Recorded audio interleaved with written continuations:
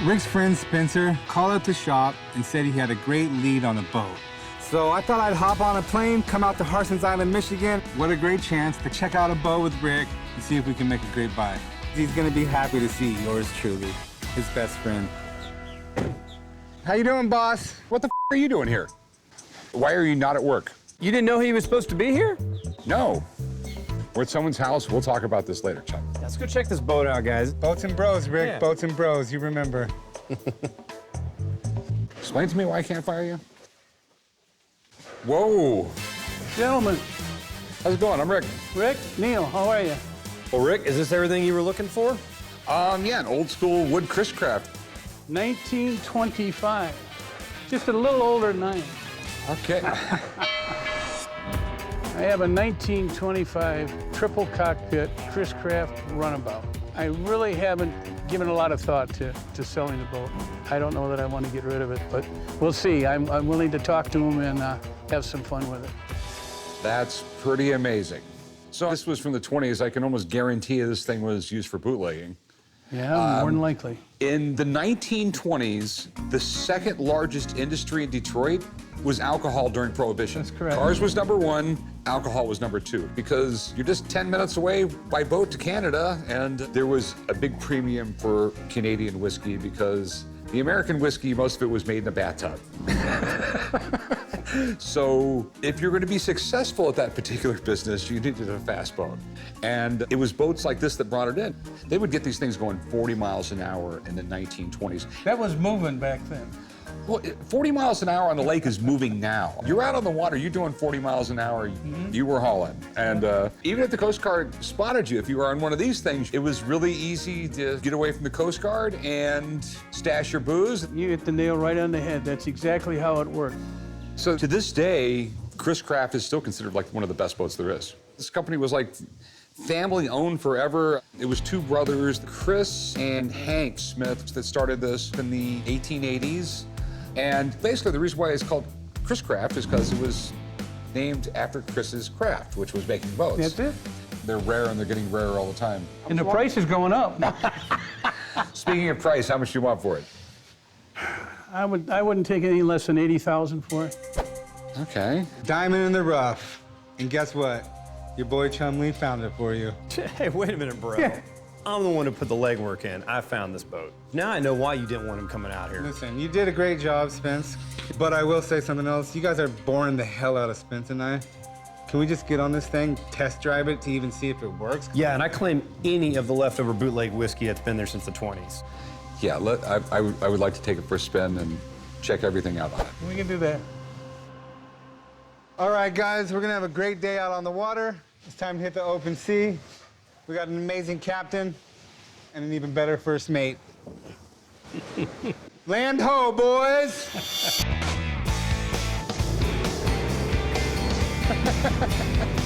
thing does get it. Yeah? I mean, it's a pretty smooth ride. Sure, there's a lot of big ships going through here. Yeah, there's a big boat. That's bigger than ours. Somebody's saying hi to it. Oh, yeah!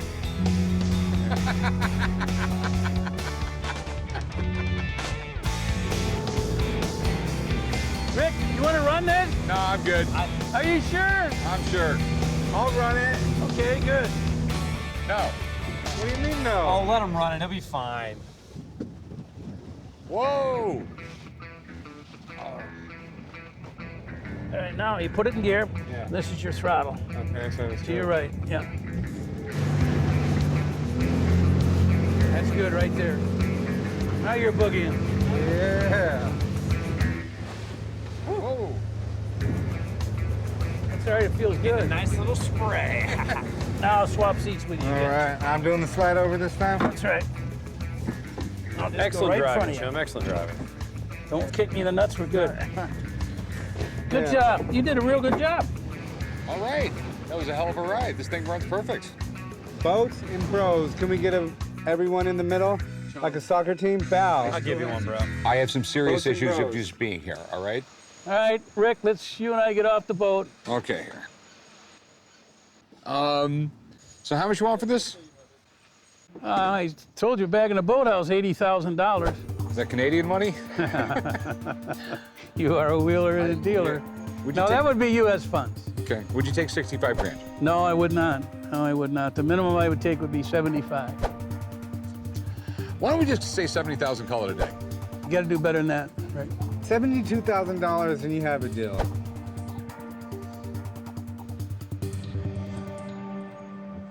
$72. All right. That's how you close the deal, Rick. I didn't even have to get out of the boat to do that. We still need to have a discussion later today. Hey, how's it going? Not too bad. How you doing? So what is this? It's a rare SMG 4-barrel spear gun. Is it yours? I mean, is this something It is mine. Is it something that you actually use, or? Yes, I've used it quite a bit. So what do you fish with this? Anything that looks tasty and is legal to shoot.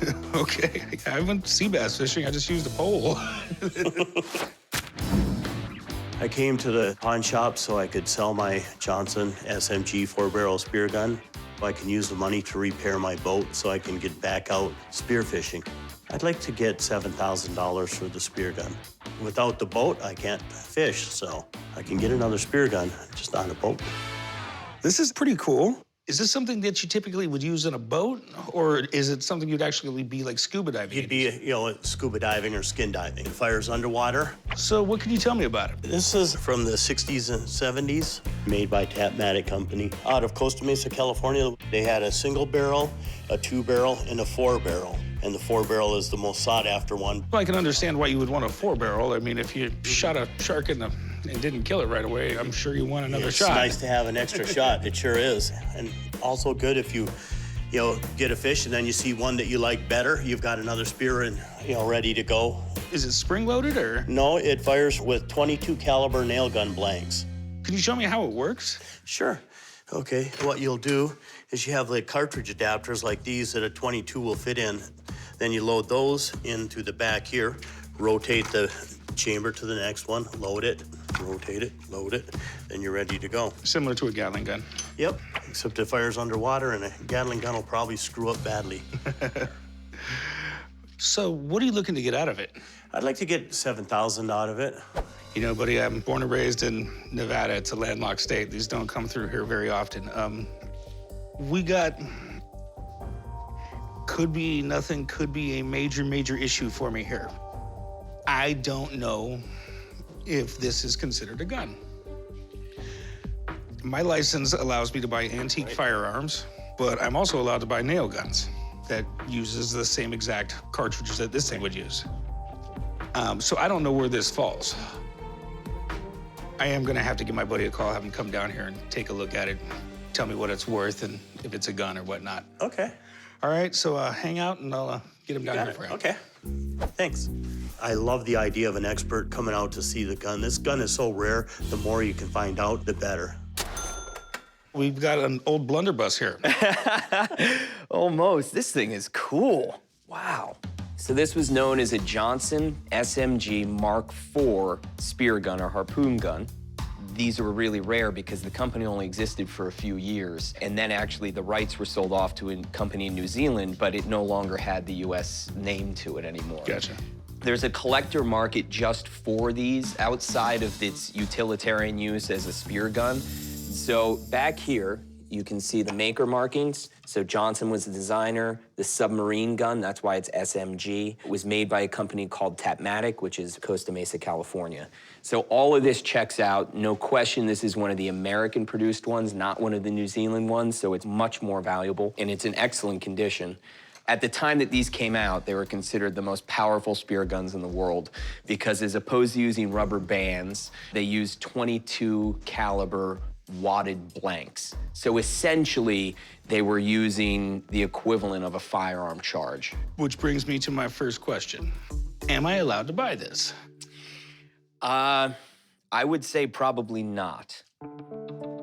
Okay. Now, the reason is the legal definition of a firearm in the United States laid out by the Bureau of Alcohol, Tobacco, and Firearms is any weapon that was designed or could be readily converted to expel a projectile by action of an explosive is legally considered a firearm. Now, there are exceptions. Anything made before 1899, so 1898 and earlier is considered an antique. That's not a firearm. So that being said, you couldn't buy it. I, however, have a federal firearms license. I can buy this type of thing, but I would really love to see it work. Have you fired it? I have fired it both underwater and on land too. Well, we have a range here out in the desert. I mean, is it something that you would come and do? Oh, definitely. Yeah, we'll have some fun with it. Cool, guys. I'll meet you out at the gun range, and I'll be a happy spectator. Awesome. Well, it's nice to meet you, Rick. I'll see you at the range. I guess I'll bring my dad if I have to. Oh, I think he'd like it a Appreciate lot. it, man. All right, thanks, Corey. My best advice for the shop is not to buy this because I don't want them in any kind of legal trouble by mistakenly buying a firearm. But these spear guns don't come up for sale often, and I'm pretty interested in it. This is so cool looking. So this is a spear gun. It is SMG 4-barrel spear gun. So can you shoot a shark with this? Yep, you could. Very easy. So looks like it's all ready to go? Yep, I just have to put the cartridges in and we'll be ready to fire it. It fires by 22 caliber nail gun blanks that are slid in through the breech. Then you put the spears down the barrel. The spears would be different for underwater use, but for dry air use, we're using carbon arrows. To keep within the spear gun theme, I set up a large shark balloon, and it's a little windy, so it's actually like a bit of a moving target, but at least we get 4 chances at it. Okay. I'm not gonna shoot that thing until I see someone else shoot it a few times. Well, I came out here with the purpose of shooting this to see if it's something I want to buy, so I guess I'll shoot it. Okay. You want to cock it? Oh, so the now the safety off? safety's off? The safety is off. All right. Okay, I'm gonna stand back a little bit.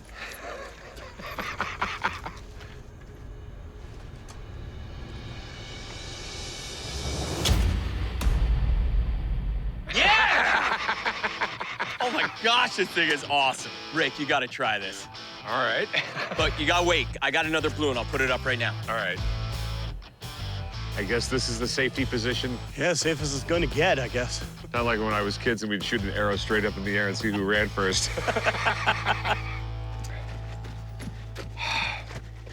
Have at it. All right. All right, here we go. Oh, come on. This spear gun was really cool, unique, very powerful, way more powerful than I realized. And it actually hit the target, so I can only imagine how lethal that thing would be underwater. I'm gonna try to buy it. It's so Buck Rogers. I've never seen anything like it. Alex, what do you think it's worth? I did find a little research that one sold just like this about 10 years ago for $7,500. But there is no question in my mind after using this that this should legally be considered a firearm. That means I'd only be able to sell it through an FFL process, which is more complicated and it limits the market. So for me, you know, I would like to own it. I think that if I were to offer you $2,000, I think that's a pretty fair price. 2,000's, very low. I couldn't accept 2,000. I mean, I'd be a player more in, say, 6, I could come up to 3,000, but that would be it. I do need to fix my boat. Could you do like 4,500? It's weird watching this, isn't it? It is, yeah. Doesn't feel right. I'll give you 3,250. 4,000. 3,250, it's fair. You'd feel really good about $4,000, I'm sure. I won't feel good about 4,000, but Eventually you will. All right, 3,500. 3,750. Oh, come on, 3,500, you're right there. 3,500. All right, fine. All right. Cool. Deal. Deal? Okay. You own it. It was worth something. Yeah. Let's go. Yeah. I would have liked to have gotten a little more money, but I'm okay.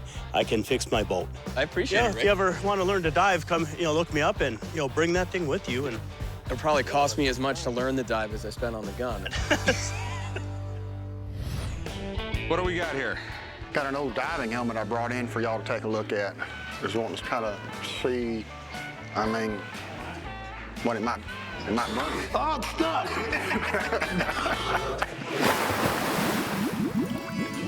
I'm coming in the pawn shop today to try to sell my old diving helmet. I don't know if it's worth a few $100s or it might be worth a few $1,000s. I mean, that's kind of what I'm going to find out. I like to collect old firearms, so I'm hoping I get enough money to at least give me some money to go towards an old Winchester or something like that. Can you tell me where you got this thing? Came from my wife's side of the family. She had an uncle that was in the Navy, and he collected memorabilia. Do you know anything about it? Really don't. I mean, it's got to be pretty old. I mean, it's been well used. Damn, it's heavy.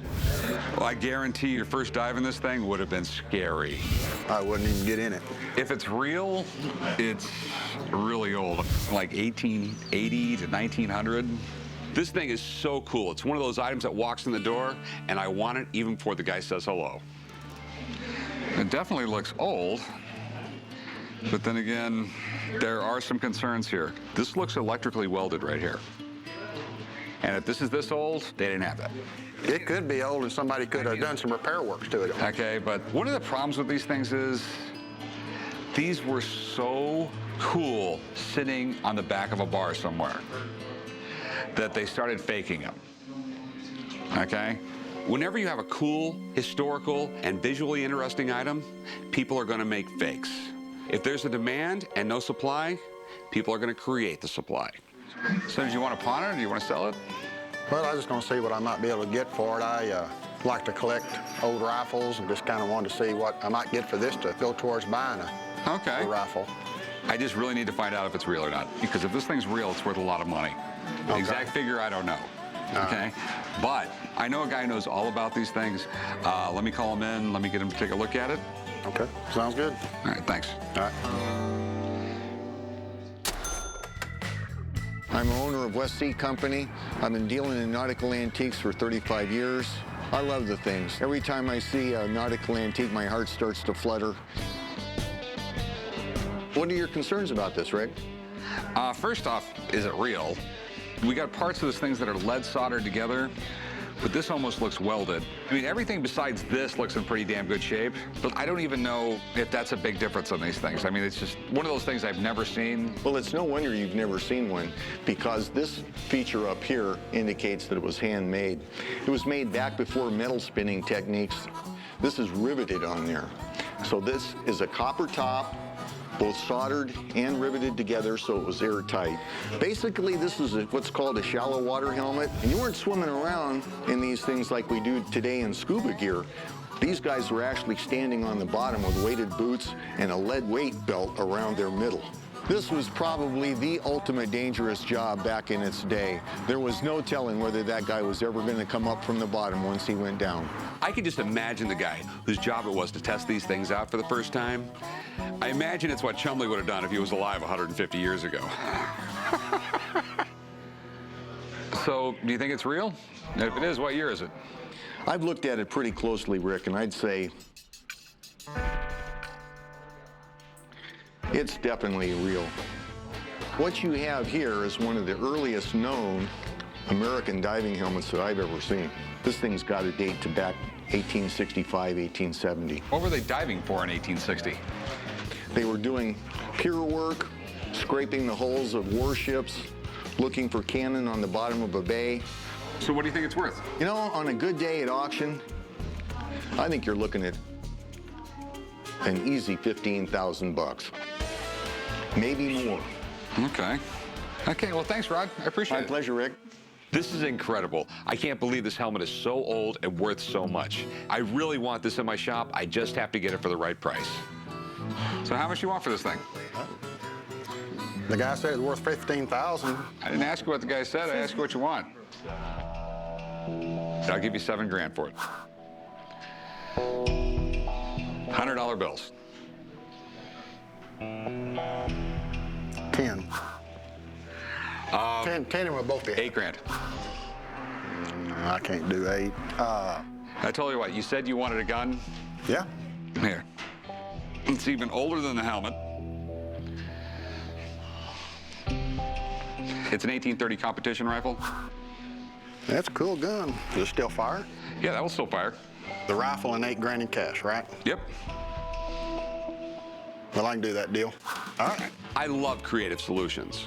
This gun's been sitting around the shop for over 2 months, and it was just the perfect item to sweeten the pot to make this deal happen. I walked in not knowing what it was worth and ended up with $8,000 and a nice old rifle, so I'm real happy with the deal. My buddy Bob called me down to his shop today to check out one of the first personal watercrafts. It's a Barracuda hydrocycle. They can be pretty collectible. How you doing, man? This gentleman, Bob, contacted me. He's interested in selling this. How are you? Doing well. So tell me about it, man. Well, it's a 1969 hydrocycle. It's probably one of the first PWCs that were made. That's pretty cool. Someone invented a car and someone wanted a motorcycle for the street. Some guy wanted a motorcycle for the water. Any older, it might have been the Flintstones. Yeah. Today I'm trying to sell my personal watercraft. It's a 1969 hydrocycle. Most people have never seen one compared to the new jet skis that are out there. I'm hoping to get $2,500 out of it. It's kind of funny what I want, but I need a set of teeth. It's definitely cool. I mean, it's like basically the first sit-down jet ski, right? This is from my time when I was a kid, just turning 16, and this was really cool because you didn't see anything like it. It was red and white. You know, if I saw this in a magazine, I was like, wow, that's like the Jetsons, you know? So what can you tell me about it? Everything on here is original except for the Merc motor. It's missing, of course, the seat. It's missing a battery. It's missing the fuel tank. Other than that, it's pretty much all there. The shifter is right here. That's for forward and reverse. And then the gas throttle is up here. Reverse is pretty key on these things because there's no brakes on them. So reverse basically is your brake. That's true. So what are we looking to make this thing operational? First thing we'd have to do is strip everything off of it. Send all the pieces out to get re-chromed, pull the motor off. I would try to get the original 35 horsepower. What we'll do is we'll remake the Barracuda decal, recable everything, new moldings down the sides. Basically, we're pulling the whole thing apart, rebuilding it, and then going at it from scratch, right? That's a resto, yeah. Yeah. Okay. What are we talking? Probably about 4,000. Okay. So what are you looking to get for it? I was asking $2,500 for it. Okay.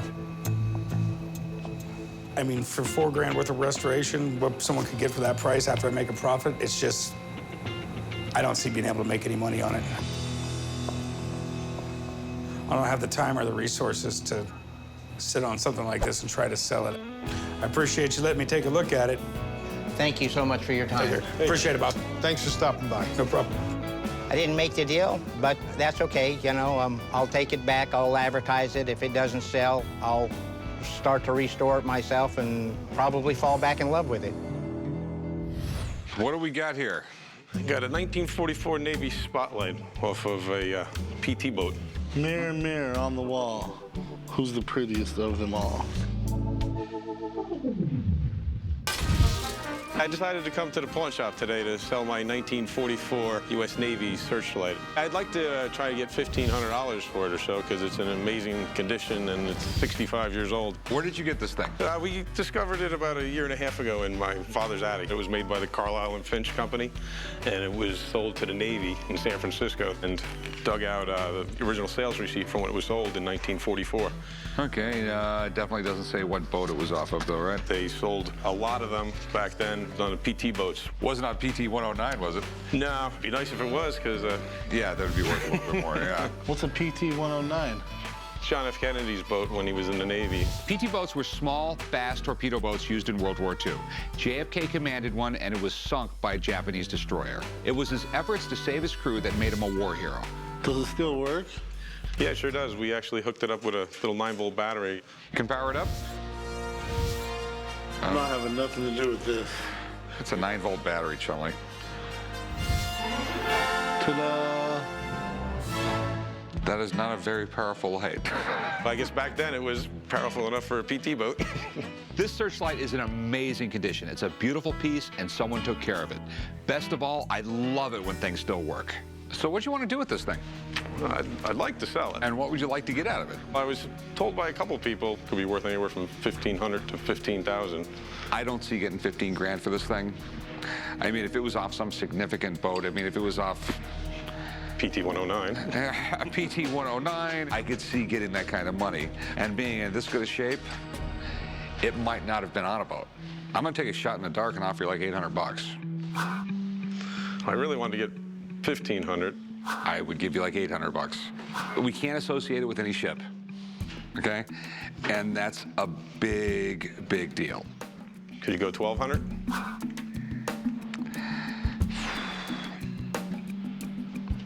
I'll go 1,000 bucks. I'm not gonna go no more than that.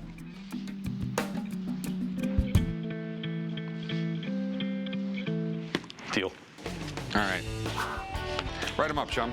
I'm very happy to get $1,000 for it. I think that was a fair price, and it worked out well. Hey, how's it going? Good, how are you? Good, what do we got here? Well, this would be a Henry Roberts map. It exhibits the discoveries made by the British explorer, Captain James Cook.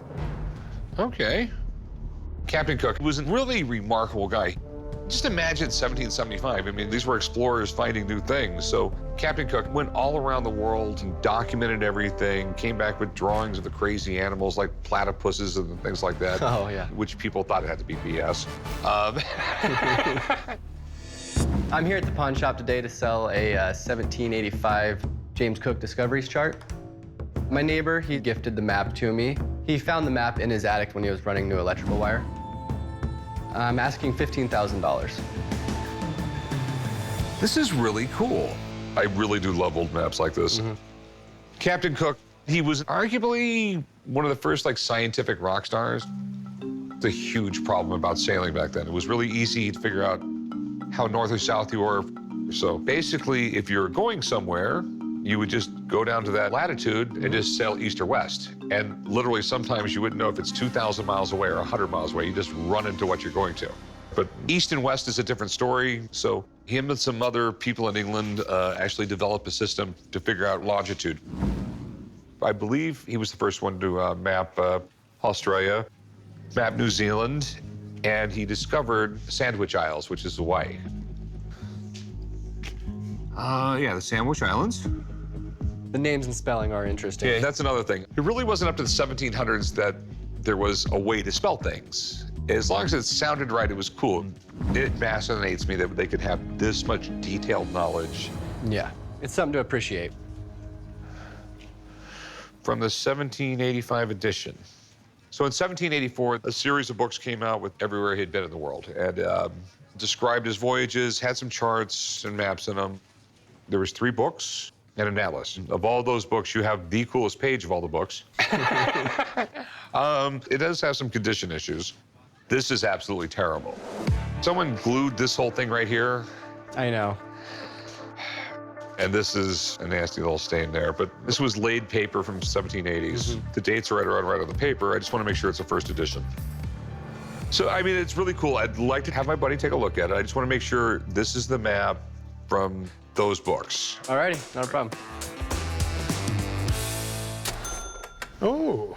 Yes, we have a general chart exhibiting the discoveries made by Captain James Cook in his 2 preceding voyages with the tracks of the ships under his command. Very nice.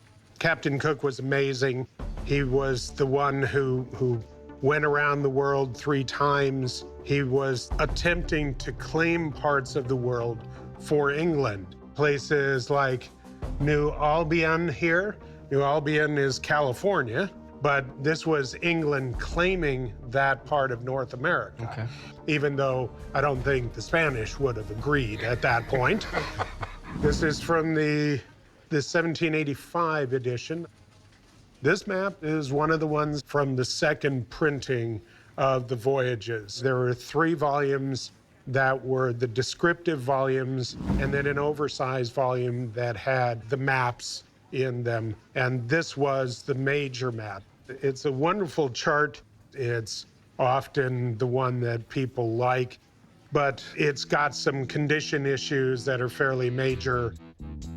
You've got some breakage at the fold. You can see a lot of discoloration in here. This is bad. The fact that somebody glued this label on here, you'd want to have a conservator take a look at it.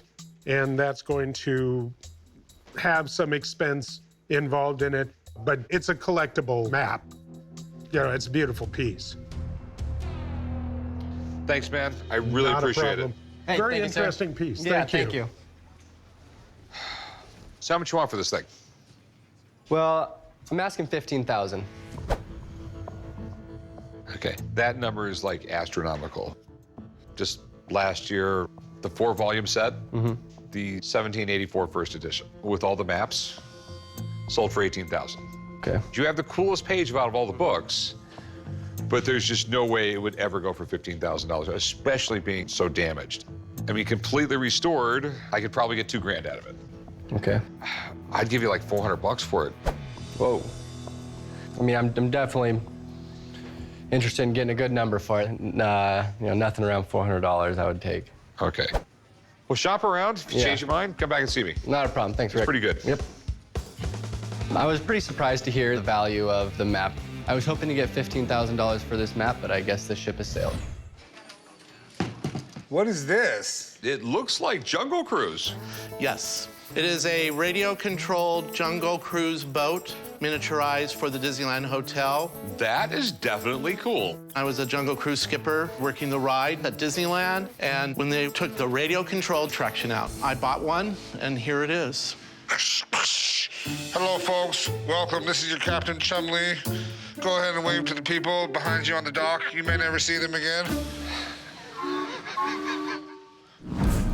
I'm at the pawn shop today because I want to sell my radio-controlled Jungle Cruise boat from the Disneyland Hotel. If I can sell the boat today, I'm going to go on an actual cruise down the Amazon or maybe even to the Bahamas. This is really, really cool. Before Disneyland, there was no such thing as a theme park. Right. There were some permanent carnival locations around the country, but it was usually pretty dirty and gross. Walt Disney wanted to make Disneyland way different, and the Jungle Cruise was one of his really signature rides. I mean, Yeah, it's one of the original attractions. Took up a fifth of Disneyland when it opened. And this is still one of the most popular rides in Disneyland. Every time you go to Disneyland, you got to go on this because it's such a fun ride. You start on the Irrawaddy River. From the Irrawaddy River, you go to the Nile.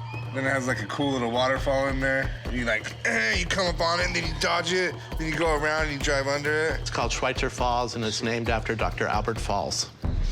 Dr. Albert Falls? Yes. It's so funny. Everyone who's a Jungle Boat captain seems to be an aspiring comedian. Yes, back then we used to all watch the Johnny Carson show to get jokes to tell the next day on the ride. What's your best joke? I'd like to thank you for coming aboard the world-famous Jungle Cruise. If you enjoyed it, my name is Nick. If you didn't enjoy it, my name's Rick. So this smaller remote control version was an attraction at the hotel? Yes, they had a miniaturized version of the ride over at the Disneyland Hotel. So how did it work? It was like a stationary remote control or something? There was a big steering wheel on the dock, and you paid like $2, and you drove the boat on this little lagoon area, and it was really cool. So does this thing work? Yes, absolutely.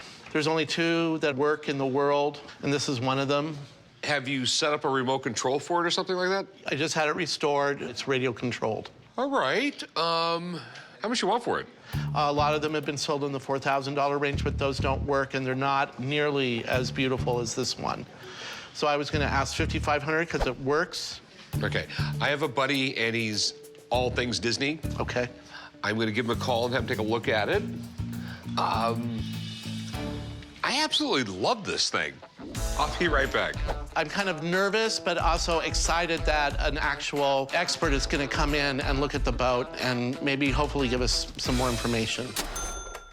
Wow, this is amazing. I remember this. This was like the big deal. Back in the day at the Disneyland Hotel, this was really the only form of entertainment after you left the park. And so everybody would congregate to this, and you would actually be the skipper of the Jungle Cruise. I mean, there was nothing better than this. This is actually kind of amazing here because these were basically bumper cars. I mean, if you saw these in operation, the kids didn't have much interest in making them travel through the jungle ways of Disneyland. They wanted to see how many other boats they could crash. Sounds like my kind of fun. Yeah, it was. To watch these things be crashed around, I can't believe they actually survived as many years as they did. Do they have like different people in them? They did. All of these figures were hand painted to make them look realistic, and I'm kind of surprised that this one actually has as many people in it as it does. It was amazing that they survived like this. This is probably the most complete one I've actually seen. Okay, so is this like legitimately one of them? I actually happened to be at the facilities when these were retired, and this is it. Sadly, they decommissioned these and took out all the electronics and interior pieces and used them for other boats that they also operated. So they took all the guts out of them? They took all the guts out of them, and none of them worked anymore. Only a couple of these that I know of have been made to run again, and it's not a real easy process. Okay, he says it runs, so I guess, is it all right if you replace the guts in them? If it was done properly, it adds to the value dramatically. People love the idea of being able to run it again. I want to know if this thing will float on water. Can we do that? Absolutely. I'd love to see if it runs. Where's a pool around here that we can go to? And the D Hotel, and they got good food. We can hit lunch afterwards. Okay, let's go down the D. I'll meet you down there. We'll go to the pool, and we'll eat afterwards. How's that? Perfect. I hope you brought your swim trunks. You want a chili dog? I got two. Yes or no? Do you have that outfit in your car or something? You never know when you might need your bathing suit, man. I don't even... Let's throw it in the water. Let's try it. The Disneyland Jungle Boats are incredibly rare. They only made 22 of them. So if it works, the collector market is absolutely incredible. It's not sinking. That's really good news. Let's give it a whirl. Hello, folks. I'm your tour guide today. My name is Chumlee. Please remember to keep your hands in the boat. We are approaching croc territory, and they do like a handout. That's an old one. Okay, as far as I see, all the controllers are working. It's going left and right. Rudder seems good. Is that full speed? This is full speed. Go, baby. Look how good this thing works. Yeah, runs good. All right, so it obviously works and everything like that. So what's it worth? You know, you're talking $7 grand, easy. So you're saying it's worth $7 grand? I would absolutely say this is worth $7 grand for sure. All right, well, thanks, man. Right, You'll be fine with that. All right. All right. $7,000 was a very fair price. No, I'll give you $4 grand for it. $4 grand? Yeah. He said $7,000. I'm offering it for $5,500. That's $1,500 less. I'll tell you what I can do. $4,200, and that's going to be my final offer. I don't have a lot of wiggle room here. Give me a little wiggle room up. You're a great Jungle Cruise skipper. This is. I will give you $4,200, and that's all I can give you. And put that thing down. $43,500. I will go to $4,300. That's all I can do.